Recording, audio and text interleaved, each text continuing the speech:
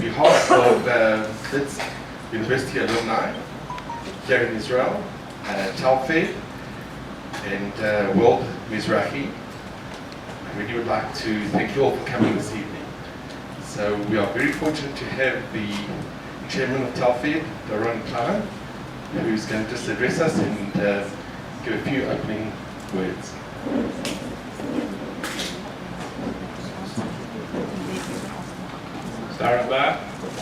And can you hear me if I speak without the mic? Yeah? Okay, so I'm going to speak without. Have an internal mic. Wonderful to be here with everybody. It's always great to work together, Telfed, together with Wits alumni, headed by Dr. Glassman, our Jerusalem Regional Chairman, Roy Scher, and his wife Terry, who really always put together the most amazing events together with Wits and Mizrahi. In his absence, I want to thank Rabbi Doron Perez, the head of Mizrahi, who always opens the building for our wonderful events. And it's great to see a lovely crowd here this evening. And I'm sure we're going to learn a lot. And I want to thank you, Dov, for your time, for your knowledge. And I'm really happy that we can have a special evening like this this evening. We're gathering together today during the month of Elul. As the Chazal point out to us, that Elul, besides the name of the month, is also an acronym. Ani v'dodi li, I am for my beloved, and my beloved is for me. And when we think of that I am for my beloved, and this time leading up now to Rosh Hashanah, so naturally we think about our close circle. We think about our family, our friends, our South African Jewish community here in Israel. But when we say the word beloved, who really should we be thinking about? Who is this I am for my beloved? Well, when we think and we go far back enough, the Torah is very careful to tell us that we were all descended from one person, from Adam. And if we look for the messages that come out from that story, the first story of Genesis, is that we all descended from one being, from Adam, and we have free choice. Adam had free choice to choose whether to eat from the tree of good and evil. So we're all from one person, and we all have free choice. And the challenge for us as Jews is, do we remember that we all descended from one person, which means that all mankind, that there's a brotherhood of man? Do we remember that when we think of our beloved? Or do we only think very insular about ourselves? So naturally, I remember many of us think, as I said, about those close to us. But there are those unique individuals who actually can think wider. You can actually realize that our beloved should actually be every member of mankind. And not just my family, my friends, my neighbors, my South African Jewish community, or just Jews in Israel. But really, we all descended, and really is a brotherhood of mankind. Now that can be a bit difficult when you have people in mankind that are very clearly your enemies and want to destroy you. And the Torah deals with that as well. There is war, there's fighting, and you have to defend yourself. But how many of us are able to see beyond the conflicts and say, this person is different from me? We're actually a part of a brotherhood of man. How many people were there in the apartheid era? A raise of hands. How many of us grew up in apartheid South Africa? Okay, the vast majority of us, right? How many of us can say, we were actually able to see beyond what we grew up with, our Jewish community, our family, our friends, and to see beyond that, and to see the black community and what they were going through? I remember as a young lad in South Africa, asking my parents, said, who do we vote for? And I remember my mother said, of course we vote for the Nats. And I said, well, why are we voting for the National Party when we know that it's not a very moral approach? Right? Apartheid's not a moral system. And my mother said, listen, we're Jews in South Africa, we're a minority in South Africa, And at any stage, the Afrikaners could decide that they want to get rid of the Jews. They'd spoken about that in the early 20th century. We shouldn't stick our head up too much. And we really don't know what the blacks would want to do to us because we are whites. And we'll be identified as being part of the white minority that oppressed them. So best just to go and support the ruling party. That was the explanation I was given as a youngster. And I think that there were many Jews who went the same way as my parents, who voted for the National Party. There were those who also voted, I remember, PFP and Helen Suzman, and yet I remember people coming and saying, Helen Suzman, oy vey, the trouble she's going to bring on the Jewish community. Yet there were those that saw a different picture, who realized that Beloved was not just our small insular community, but was wider than that, and that we actually could think and be concerned about people that were not Jewish and not even the same color as us. Now, one of those remarkable people who saw that was your dad. And for us, we remember growing up in apartheid South Africa, that was remarkable. It really was remarkable. And now we seem to take it for granted in the new South Africa where, the Rainbow Nation. But we really have to realize what we're going to be hearing from you tonight, how remarkable it was, what Laser did. And I think that tonight, it's a gathering to honor you, Dov, and to hear your story, but it's really also a gathering to honor your father in what he succeeded in doing. That he was able to say, Anila Dodiva Dodili, I am for my beloved, and my beloved is for me. That it's not only the Jewish community, it's not only my family and my friends, it's actually the wider community in South Africa, and includes a young black lawyer. And that was a big step to take in apartheid South Africa. And I think if we think back growing up, the majority of us who grew up in apartheid South Africa, I'm not sure how many of us would have been able to make such a decision that your father did. And I think that therefore, Telfed and Wits alumni and Mizrahi, we're here tonight also to salute your late father for what he did. And the message I'd like to leave you is, as we approach Rosh Hashanah, that we realize in Rosh Hashanah, yes, we in shul and we wish each other a happy new year, but it's not only our new year, it's a new year for mankind. And what we actually are hoping for is for peace and harmony and good, not only for us as Jews, and not only for us in the land of Israel, but it's actually crowning God as King of the universe. And when we pray on Rosh Hashanah, we pray for the whole world. And we pray for that brotherhood of man.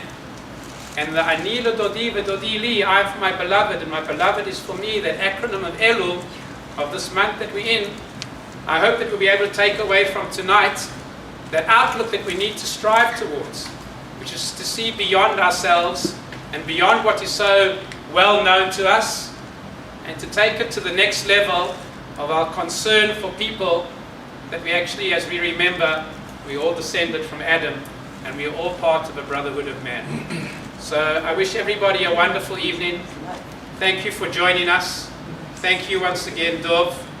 And I wish everybody a Ketiva v'chatima tova, a very happy, healthy new year. I just want to make a special mention that we have Greer Cashman and Steve Lindy, here also from the Jerusalem Post and the Jerusalem Report. And it's always wonderful when you come and join at our events as well. So thank you for gracing us with your presence. Toda rabah and Erev Tov. Doron, thank you so much. Doron, thank you so much. And once again, also, I'd like to also thank Steve and Graham for coming tonight. You've always supported, and we really, really appreciate you being here.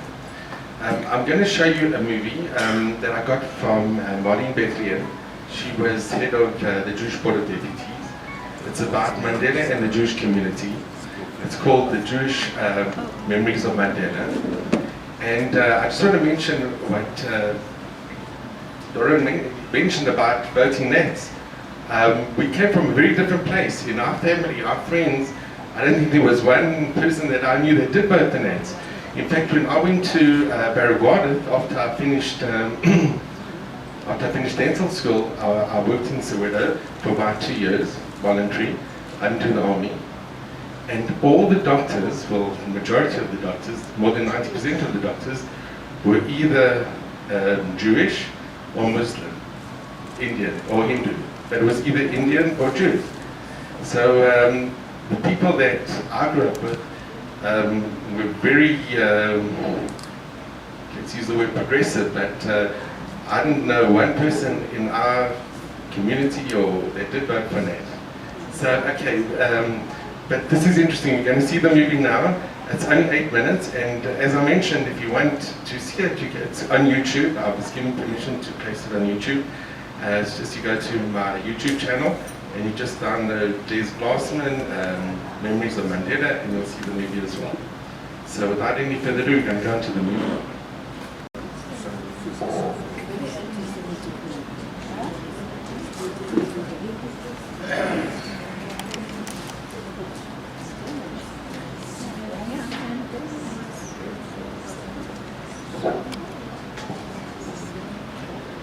I really must apologize for the sound, but I think the movie was really worthwhile seeing. So it is, I just want to mention, with this book, The Jewish Memories of Mandela, when I first met the South African ambassador, Cesar Ngombeni, in his offices in Ramat Gan, I wanted to give him a copy of the book. And I had my own personal book that Dov wrote with his brother Colin, this book, and I showed it to the ambassador. And he was only interested in this one. So I actually gave him my personal copy. But the whole meeting, he was like paging through this book. He didn't know that Mandela had a Jewish boss. In fact, many people don't know that he had a Jewish boss. And whenever we have young African entrepreneurs who come to Israel and they want to spend the Shabbos and they come to our home, and I mentioned to them that Mandela had a Jewish boss and he worked for a Jewish law firm, and it gave him, when he did his first articles, people are astounded, they don't know. So, Dope, what you wrote, I really feel that this book should be in every Jewish home, every South African Jewish home, and it should really be worldwide. It's such an important story and such an amazing, it's an amazing thing that people just don't know. So, I just want to give a little introduction to our guest speaker. It really is a great honor and a privilege to introduce a very special and close friend, Barry Dov, as you know, Sidelsky. Dov was born in 1943. He's the eldest of 3 children, to Goldie and Laser or Larz Sidelsky. He was brought up in a Jewish home, steeped in Jewish tradition and a love of Yiddishkeit. From a young age, Dov was active in Oxford, Berea and Yeovil Shores, and was a member of B'nai Akiva. After matriculating, he studied his BA, and he worked in his father's law office. And I'm really proud to say that Larz was a Wits graduate. In 1964, Dov went to Israel to study at Yeshiva Kerem B'Yavne. While in Israel, he met his future wife, Naomi, who was staying at Machon Gold. On their return to South Africa, he started studying for his smicha. In 1973, he received his smicha certificate from Rabbi Shlomo Goren, who was Israeli chief rabbi. Dov was appointed the spiritual leader in both East London and Port Elizabeth. And this is something quite amazing. And I think it was on Shabbat, you can correct me, Dov, but Dov would say a special prayer for the release of the captives, with special mention to Nelson Mandela. And this you said in the shorts. And when Larz actually met Nelson Mandela on Robben Island, he told him the story about, he asked, how's your son Barry, who's Dov, and Larz mentioned that, I'm sure you've mentioned about the release of Nelson Mandela, and he cried. Through the University of Port Elizabeth, Dov began writing a thesis on the book of Job in the Talmud, which he completed after making Aliyah. With his wife and 2 daughters, he received his MA degree in 1982. Dov and Naomi reside in Jerusalem and are the proud grandparents, Ken and Hora, of 9 grandchildren. 7 years ago, Dov co-authored this book, which I really recommend you all to get. Mandela's bust, the Sidelsky Nelson Mandela connection. It gives me really a great pleasure to introduce our guest speaker, Dr. Sidelsky.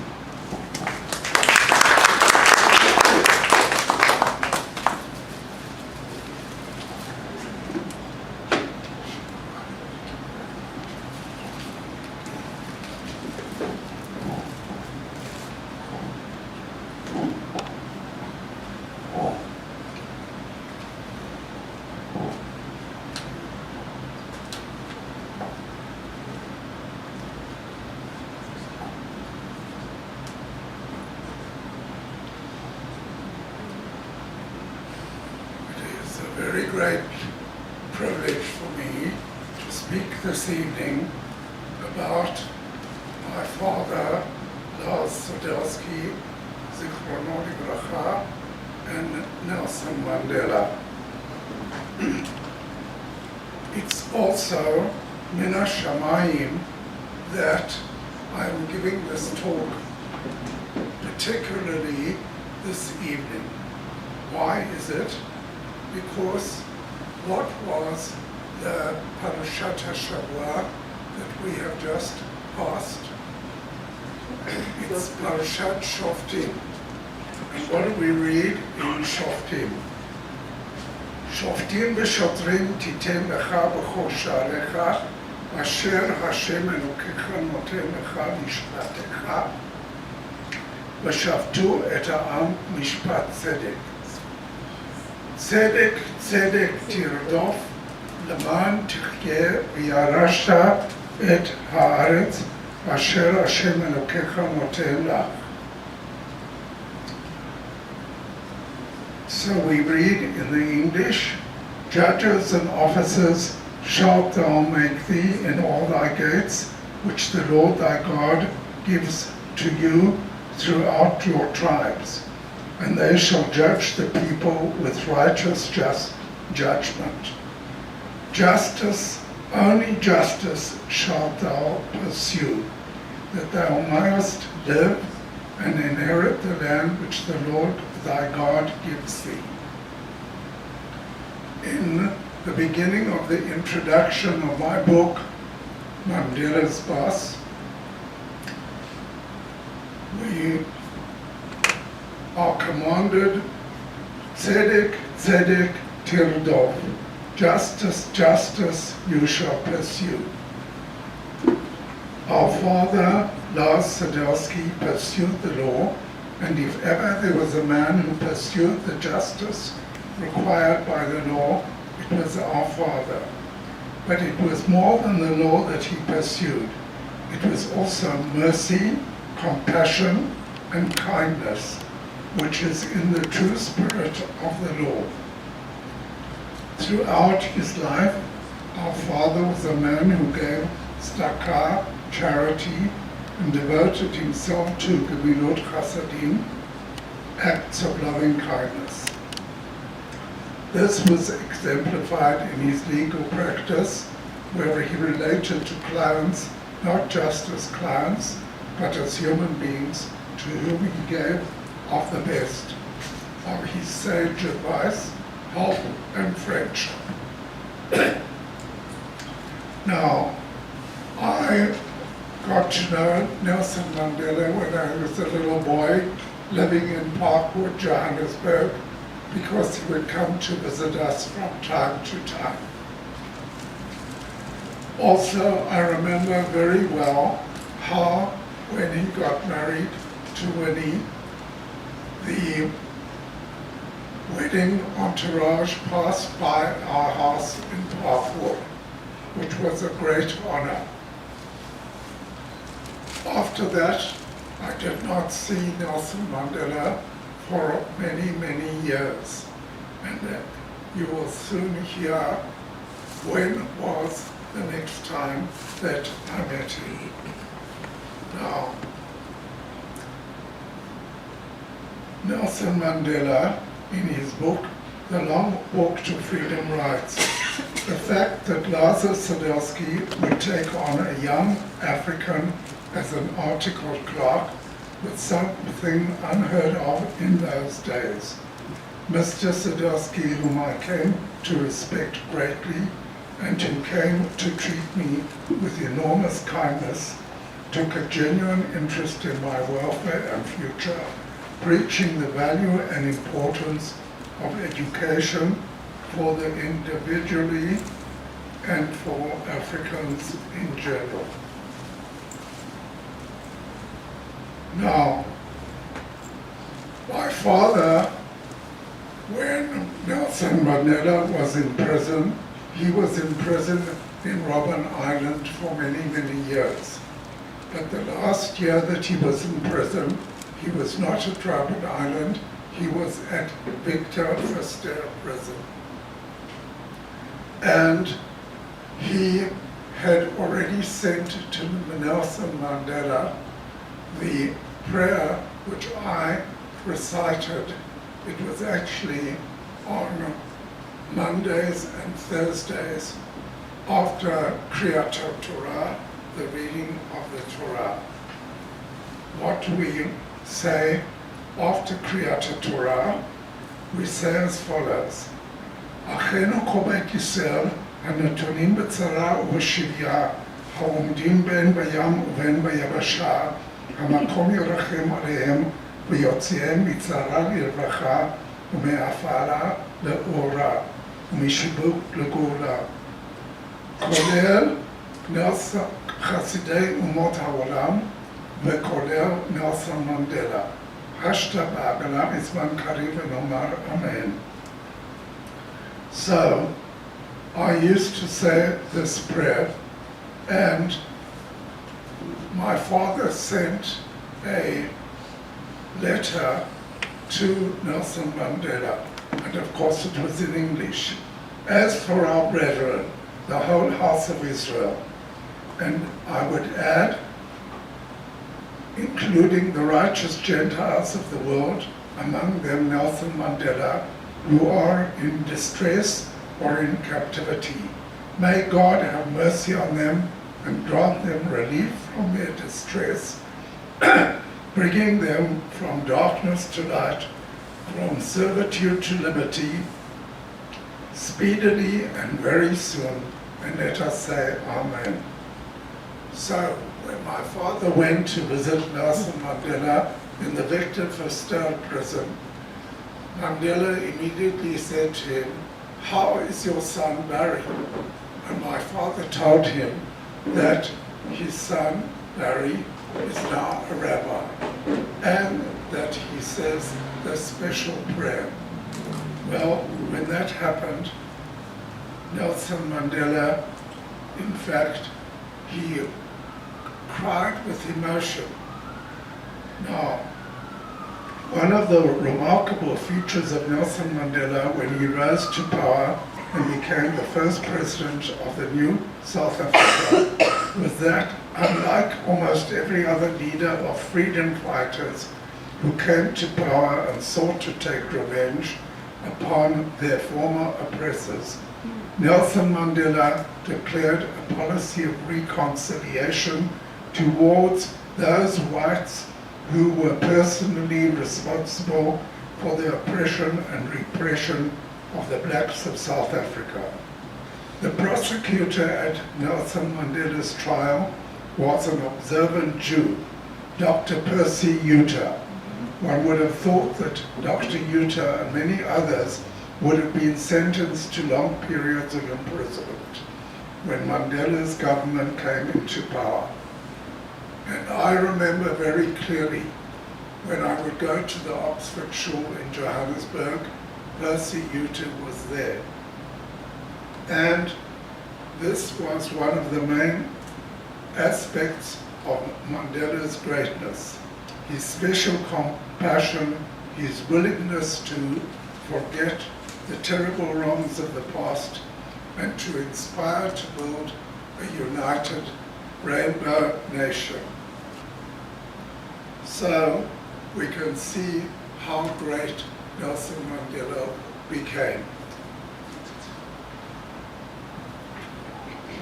Well, the first time I met Mandela after seeing him as a little boy was when he came to Israel, and at that time Ehud Barak was the Prime Minister of Israel.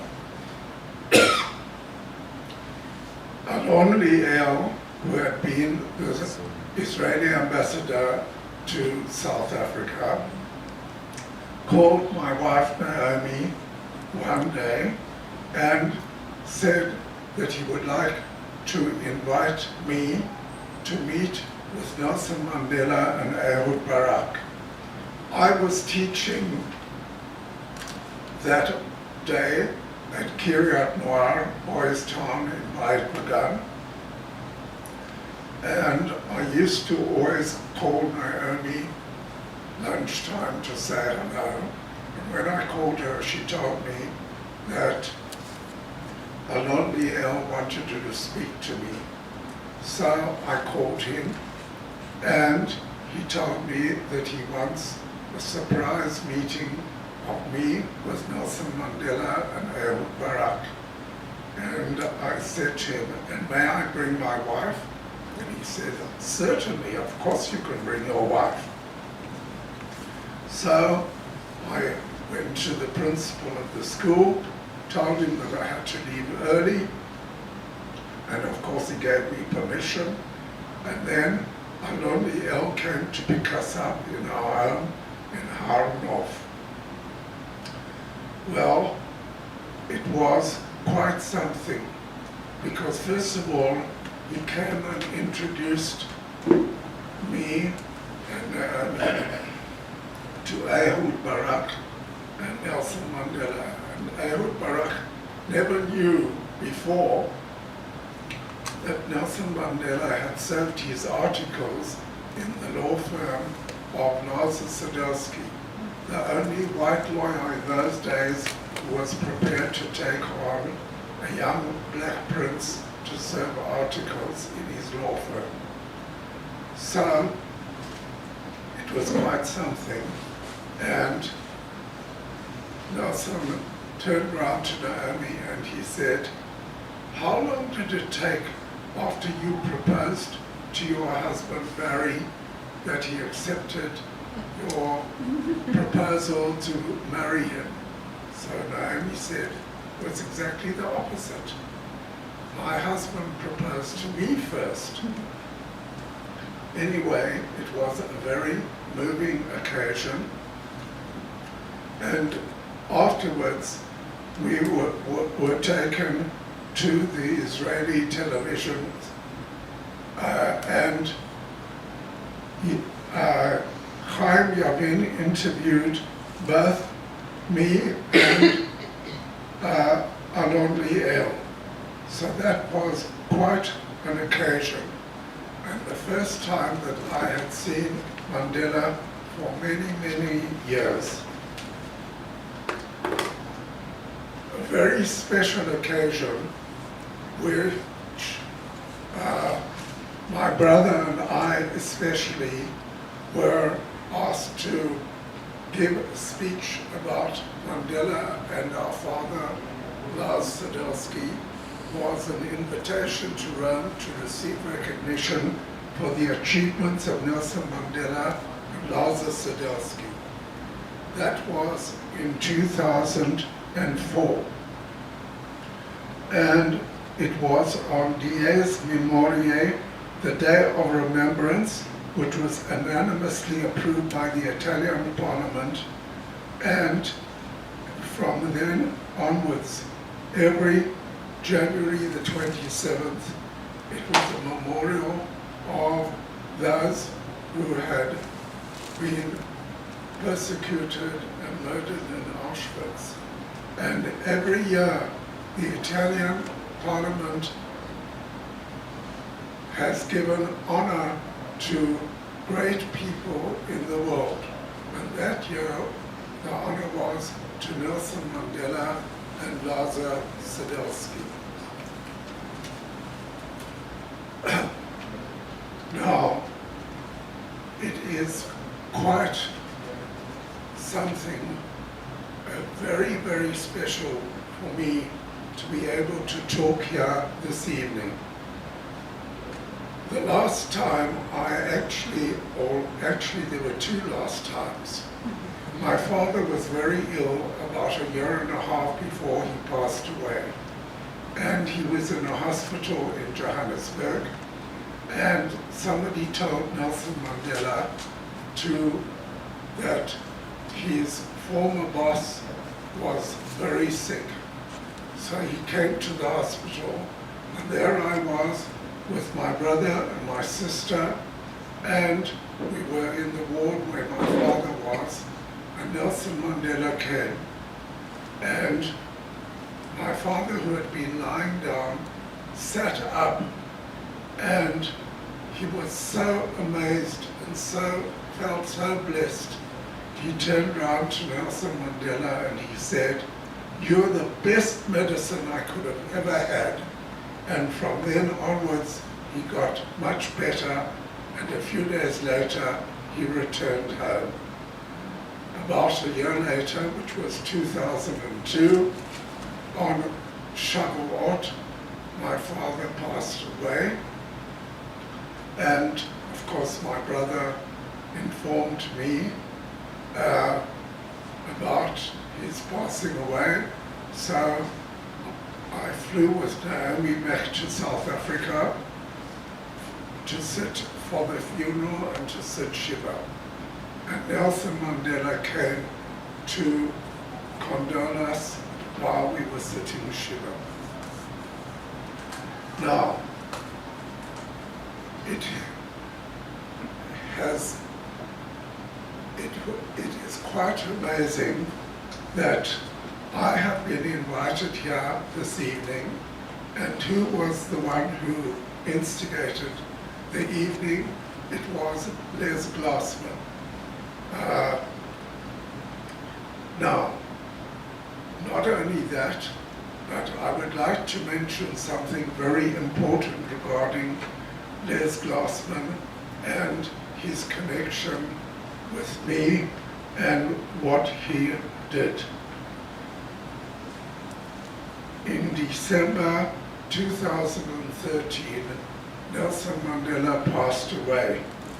And following the passing of Nelson Mandela, the first person to contact me was Les Glassman, who, of course, as I'm sure most of you know, is a dentist practicing here in Jerusalem.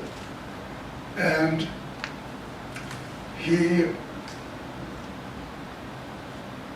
instigated my being interviewed by quite a number of important people. First of all, I was contacted by the Israeli English News TV channel, and on Sunday, the 8th of December, I was interviewed live on the 5 o'clock news. Then, Raphael Aaron of the internet newspaper, The Times of Israel, came over to interview me. And furthermore, I was interviewed by Steve Lindy, the editor-in-chief of the Jerusalem Post. And it was quite amazing how many different newspapers and magazines had me interviewed. This was, for me, it was a Kiddush Shem Shamayim in memory of my father and Nelson Mandela. And this is something that people should always remember, that the Jews in South Africa were more considerate and passionate and helping towards the blacks in the apartheid era. But because of their kindness and their love for others, the blacks eventually came into power. And who was the first black president? It was the one who had sat in prison for 27 years, Nelson Mandela, who rose up to become the president of the Rainbow Nation. May we all be blessed with peace in Israel, in the Middle East, and the whole world. And may we always remember, tzedek, tzedek tirdo, justice, justice, you shall always pursue. Thank you, Dor, for an inspiring talk. If anybody's got any questions, Dor will be happy to answer them. Please keep the questions short. I'm interested to know what was the attitude of the staff in your father's law office to the fact that he employed a black lawyer? Well, that's a very good question, because one of the young lawyers who was in my father's law office was Nat Bregman, a cousin of my father's. And if you read the autobiography of Nelson Mandela, he states there very clearly, the first white man who became his friend was Nat Bregman. And therefore, the people in the office of the law office of Sidelsky, Witkin, and Eidelman were all very compassionate and thoughtful about all kinds of people, whether they were black, whether they were German, Italian, and that's the way it was in the office. I'm going to risk asking a question which might not interest other people. I'd like to know where your father came from. He was born in South Africa. Where did his parents come from? What was his background? Okay. His father came from Lithuania, Where? from a little shtetl called Padubisa, and his mother came from Kelm. And Helm or Kelm? or Kelm, which was fairly close to Padubisa. Kelm was quite a big city in those days, and his father, Isaac Sidelsky, met his wife, Rachel, through relatives of theirs. They got married. They first lived in Johannesburg for a short while, and then they went and bought a small area which became a farm called Eidspannen near Ermelo. And that's where my father and his siblings grew up, and they went to school in Ermelo. And that's the basic background of my maternal parents. Well, my mother didn't. She came from the Orange Free State, but her parents also came from Lithuania. Where about? They came from the shtetl of Musnik. And in fact, I've written a book called The Silver Family and the Shtetl of Musnik, the Silver Family and their prominent descendants, of course including my parents and some very prominent people in the world. I'd like to know how you feel about the change in South Africa of the blacks who got so much benefit from the Jews, and how today they've turned their backs on the Jews and on Israel. And Nelson Mandela's grandson was here a little while ago, and he was an absolute disgrace to his grandfather's legacy. How do you feel about that? Well, it's very disappointing to know about that. And I have a brother, my brother Colin, lives in Johannesburg, and he is the manager of Rand Realty, real estate, and it's actually very interesting that you ask, because my parents, I have letters which I'm now typing out from my parents, probably over 100 letters, and amongst them they write that the future of South Africa is going to be very dismal, and they wish that their son would also leave. Well, hopefully things will become better, but of course the situation in South Africa is not good at all. But like my father, I've never been involved in politics. And that was one of the things. My father was never interrogated by police, although he had taken Nelson Mandela, a black man, because my father never became involved in politics.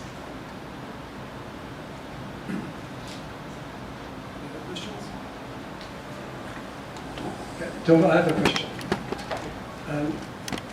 My limited knowledge about lawyers doing the articles is they have to present or bring papers to the courtroom.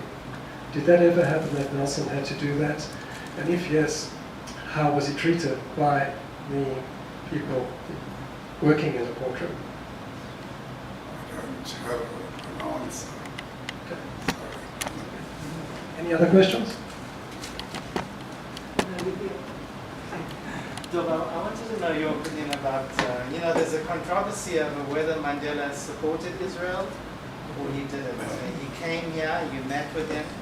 Do you feel in your heart that he supported the existence of Israel? I think that to a certain extent he did, but also I know that he had a connection with Yasser Arafat, and therefore, had he lived another 10 or 15 years, who knows exactly what his political stance would have been then. But as I say, on the one hand, he did have, after all, he came to visit Israel, and he met with Ehud Barak, but as I say, he had connections, unfortunately, as well, with people like Yasser Arafat. No, but he explained. He said that Arafat, the PLO, helped the blacks in their struggle, and he had a debt of gratitude to the PLO.